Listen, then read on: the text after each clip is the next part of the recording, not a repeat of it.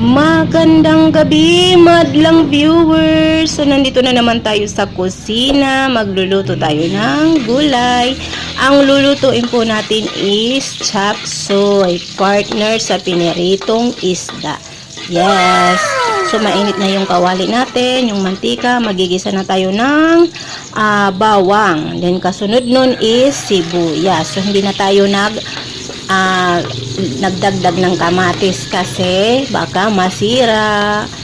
Alam mo naman, meron tayong carrots na gagamitin. So, ayan, isasangkot siya na natin ang manok.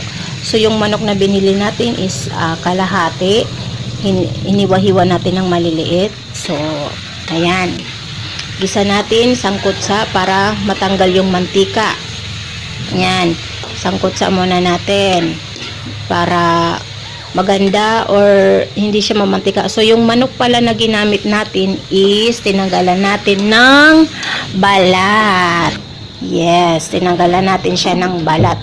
Tapos, takpan natin yung kawali. And then, syempre, nagaano yan. Tawag dito, nagsasabaw.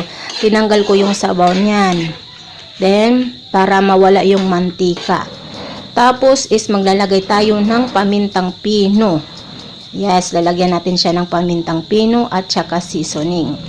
Para medyo may lasa yung laman ng manok.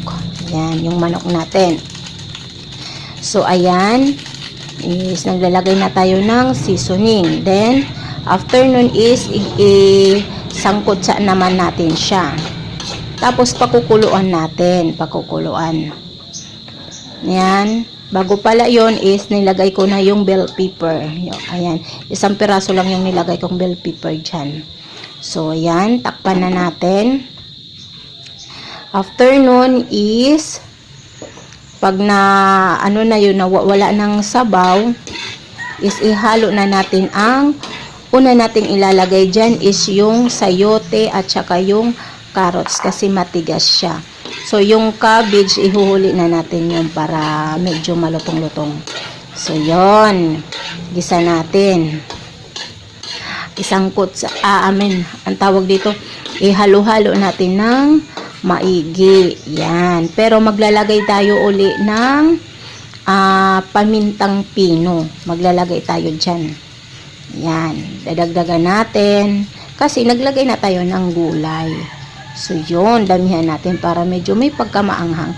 Tapos, ilalagay na natin yung cornstarch na inano natin para medyo malapot-lapot. So, yan, naghanda na tayo kanina ng cornstarch.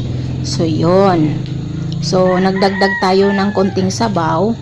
Tapos, naglagay tayo dyan ng manok cubes or chicken cubes. So, yan. And then, halo natin, ihalo mabuti. Tapos, takpan natin, antayin natin na kumulo. Yon. So, bago pala natin takpan is naglagay ako dyan ng liquid seasoning para mabango. Masarap siya, grabe. Oo. Tapos yun, takpan na natin.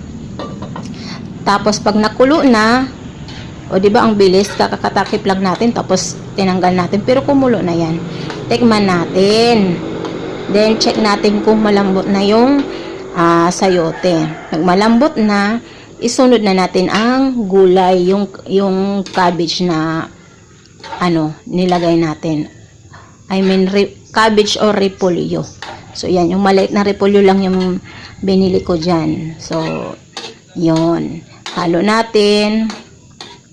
Tapos, tikman yung lasa kung matabang or maalat. Pero kanina naglagay ako dyan ng kunting asin. Tapos naglagay din ulit tayo dyan ng seasoning.